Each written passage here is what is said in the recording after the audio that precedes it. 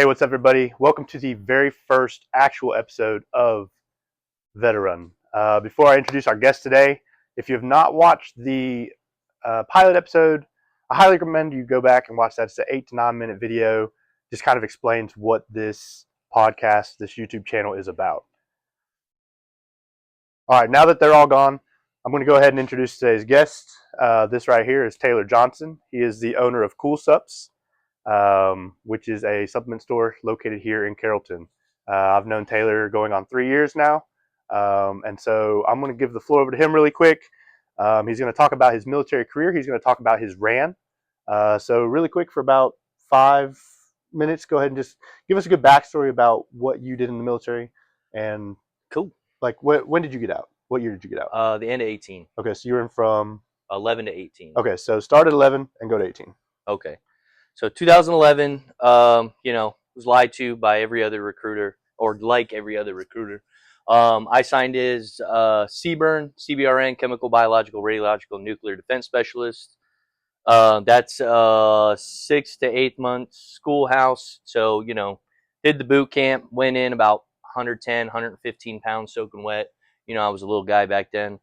And then, boot camp, then MCT, which is Marine Corps training. And then from there, I went to the schoolhouse in Fort Leonard Wood, Missouri, or Lost in the Woods, Missouri, is what we called it. Was there for 6 to 8 months. You had to wait on your class, da da da da da. Then immediately went overseas to Okinawa. And then I really didn't come back until my last year, 2017, where I was in Camp Pendleton, California. But in between, I did the CBRN thing. I was a technician level operator through CBRN, not just the gas chamber kind of guy. Then I went MSG, which is Marine Security Guard. So I worked in embassies around the world, did VIP visits in other countries, a couple different countries. It's like when they have like a presidential visit or a Secretary of Defense, Secretary of State visit, they fly Marines out from neighboring countries and detachments to assist. So I did that for a couple years. Then, like I said, I went to Camp Pendleton, where I ran PT programs. Well, I ran PT programs as soon as I started putting on weight. I mean, this, so like, of course, I'm gonna skip a couple things, just not thinking about it. But once I started putting on size, I was in charge of PT programs everywhere I went. So had fun with that, learned a lot, and that kind of started my passion in the fitness industry. Not so much supplements. I didn't know too much about supplements just yet, but it started my career internally when it came to fitness and nutrition. And then, so Pendleton, I did that. I helped stand up 2 units, and of course, I was in charge of the PT programs and the CBRN programs. I did not do too great on the CBRN programs because it was not interesting to me anymore. But I was gun ho always for the PT stuff. Then got out. Did some contracting for DoD, DOS, a couple different countries, as a security guard. I don't know why I did that, but I was a security guard. You sure you were a security guard? I was a security guard. Had some fun doing that. Got some people in shape while I was out doing that, even though that's not part of the job, it's part of the passion. So kind of solidified that for me. And that's, I guess, my military career. I mean, I could go past that if you. Okay, if you so need it's to. 2018. You've got your DD-214, right? Yes, All right. 2018 DD-214. All right, so he's got his DD-214, which for those of you watching that are not military, that is your piece of paper that says, "Hey, I'm no longer enlisted in the United States military." Yeah, it's my wooden sword. If I was a gladiator. Yeah, you're out. That's his RAN. All right, so now we're going to get into his run. So I know 2023. No, excuse me. 2022 would probably be the best year for your life because that's when you met me. So between 2018 and 2022, what did you do? Like, just in a nutshell, what were you doing in those 4 years? Um, like I said, so first I went right back overseas. I came home. Not a fan.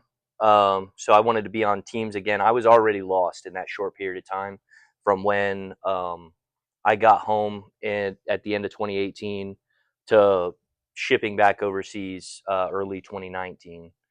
Yeah, I was already lost. I was not having a good time here. So I did the security guard thing, the overseas security. Yeah, CAG is what they call it, Cleared American Guard.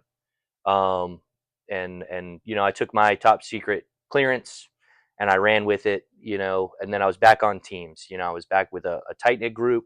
We had each other. I had purpose again. That kind of thing. Then um, after that contract, I came home. I was going to buy a house here in Carrollton, and I was going to rent it out to the college, essentially. Passive income while I was back overseas. My house burned down 4 hours later. Awesome. So I was stuck here while my house was being built, and that took 18 months after they promised me it would take about 8 weeks. So they knocked my house down to bare bones. I lost everything I owned.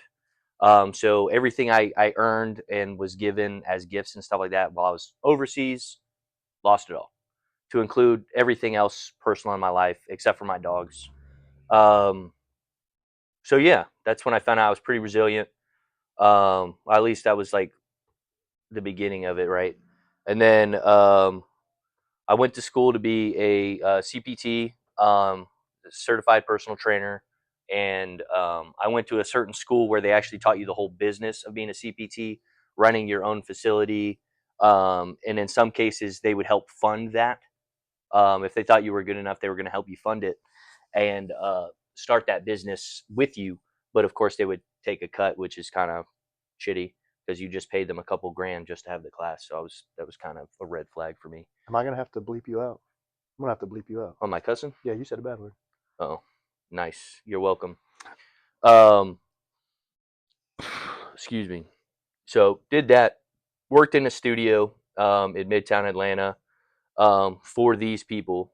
I was recruited right out of the school, and did that. COVID happened. Lost all 63 clients overnight. So guess what I had to do? Ship back overseas, um, which was fine with me. Like I said, I love doing it. I would still do it to this day. Great group of people. I mean, we get recruited basically from within, so you almost always know who you're working with, at least part of the team. So it's always a good time because like they talk you up before you even get there, and then of course you get there and it's a bunch of like-minded people anyway. So it's always tight. And then came home the end of 2021. Came home for family, stayed home for a girl. You know this part. That didn't work out. So you know, the dark, creepy, Reaper was on my tail there. So I had to find purpose, or it was not looking good. It was looking grim. So Grim Reaper, you're welcome. So yeah, and then I met you Veterans Day, right after the Marine Corps ball. I heard he was in his blues here in town. Nope. Don't do that. Nope. It's We make fun of you. But anyway, um, yeah, met John, and I mean the rest. Then that's the 22 uh, time period. All right. That was a very big nutshell. Oh Um, yeah, yeah, yeah, very big big nutshell. nuts, big nuts. Sorry. All right. So currently, you are the owner and operator of a local supplement store here in Carrollton, which we are currently located inside of. This is CoolSupps for those of you watching. Um, and this started when in 20. It's almost 2 years old, right? Yeah, So so I got 2023. the space in 2024, and then all the paperwork, and then building the shop itself took a couple months. First day was May 30th, 2024. So we're about what almost 18 months in, Year and a half. roughly. Yeah. Um, and that's it's been rocking and rolling, hooking and jabbing. All right. So a question for those watching: what was the biggest obstacle in actually getting CoolSupps off the ground, and how did you push through? And you can relate that to something maybe from your military career or something between the military and opening CoolSupps, like between 2011 and 2022, what in that time frame did you learn that helped you push through that obstacle to open CoolSupps? I mean, as I built CoolSupps on my last contract, in my notebook. So I did plan to open this store. And then of course I had a great mentor. I mean, I don't think you ever met him. Actually, I think you did. Gio and Kirsten over in California at Supreme. Yeah.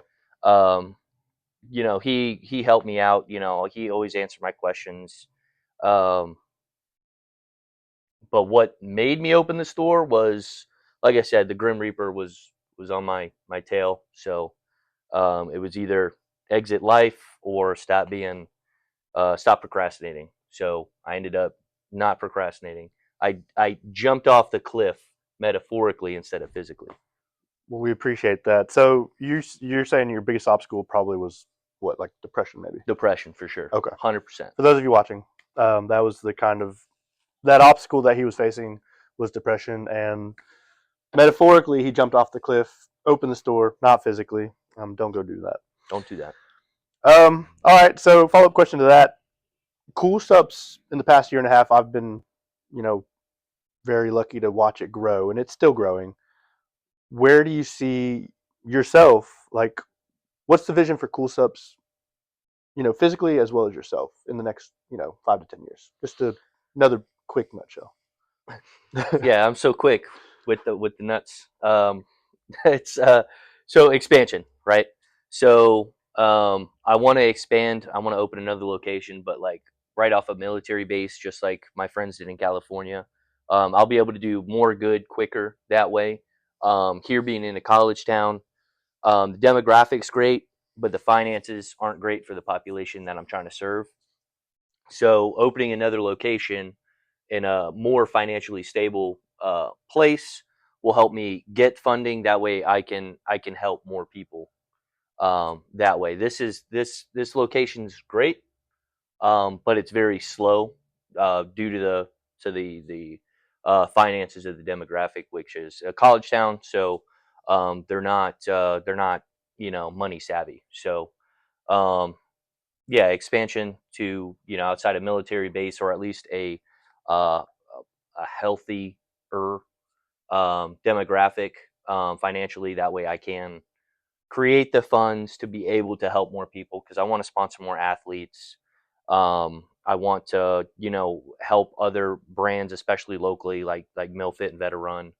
Um, so yeah, that's the goal. It's just expansion. Just keep expanding. World domination. Okay, good. So we like that. We don't like to be stagnant. So instead of being stagnant, he does have goals to increase, build more locations outside of military bases. It's a really good goal. Um, you're currently in school right now for what was your degree again?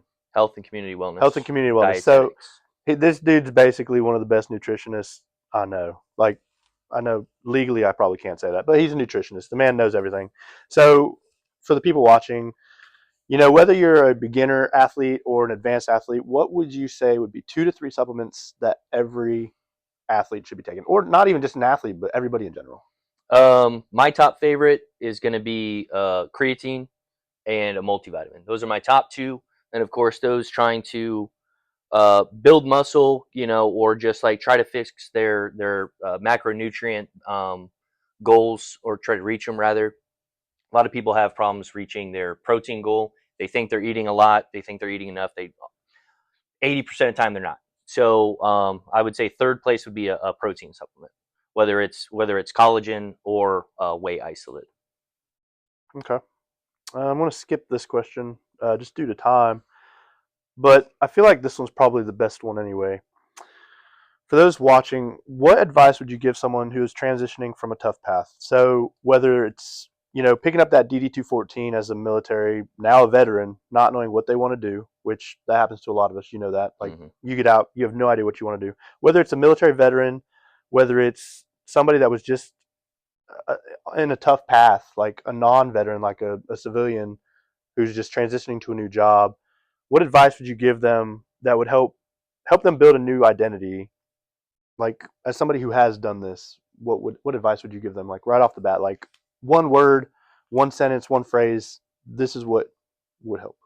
Well, it's my advice would actually be targeted to the friends and family of those people, because those people, like he said, no purpose. We go to a dark place almost every single time. So you knowing that person's getting out, transitioning, be there. That's it. That's literally it. Be there. Okay. Yeah. So if you didn't quite understand that, what he's saying is, as the friends and family of transitioning veterans, of people transitioning to a new career path, non-veterans, or to somebody that's coming out of a dark place, we all have trauma of some kind. As friends and family of people like that, you should just be there for that person. That's what Correct. you're saying? Yeah, absolutely. All right, perfect. Really quick, I know you know a lot of veterans, as I do. Give a quick shout out to 2 to 3 of your favorites. I know you've probably got a lot of boots out there that might end up seeing this video. They can be local here. They can be from Pendleton. They can be from MSG duty overseas. Like, really quick, just give a shout out to a couple of those guys. That way they know you're thinking about them. First would be my mom's cousin to me, whatever. Richard DeVore. He's like the only person in my family that I relate to. Two would be Dusty Quillen. He was my kid in my last unit. Now he's a grown ass man doing shit He's going stuff. back in, isn't he? He is. He's Oh, going back in. terrible. See, no Terrible. purpose. Find a purpose. On purpose, Dusty. Be there for your people. No, he has purpose. He doesn't like the civilians, around what he wants to do. Yeah. So he's going back in. He's lap moving, which will give him opportunities when he gets out, even more opportunities when he gets out. So two would be Dusty, and then let's say Tyler Giles, local. Tyler gave me a great opportunity a couple years ago working with him. Learned a lot from him, and even though he's been through a lot, he's always kept it calm and hasn't brought it home. So Cool. Tyler Giles, good guy. All right, Dusty and Tyler. I know both of those gentlemen, both great guys. I don't know the first gentleman that you mentioned. Yeah, Richard. That's my Richard mom's DeVore. cousin. Okay. My cousin, great cousin, whatever you want to call him. Yeah, he's like the only other Marine in my family. Okay. So like even though he's a salty dog, he actually helped write the MSG program, Wow. or at least the new today's MSG program. So shout out to you, Richard. All right. Well, before we close, I did bring for the first few. Well, this is actually just because Taylor's the very first complete episode. I did bring him his own veteran shirt. Sick. So he does get to wear that proudly in the Carrollton area, and hopefully Or wherever I go. he's a good friend. He'll probably post it on social media for me or something. But hopefully those of you watching, like, hopefully you pulled something from this, whether it's on the nutrition side or whether it's just like, hey, this is something that I can change in my life to help me transition into the civilian sector as a veteran, or if you're not a veteran, you are a civilian, just something that can help you, pull through those obstacles, knowing that there's your friends and family are there to support you. So like and subscribe if that's you. Leave a comment. Comment the name of a veteran that would learn something from this message that we've gotten today. Veteran is a purpose in motion. We're not. We already ran. Now we're running. So you know what we do. We run. Nice, man. That was Oh, pretty yeah. cool. That was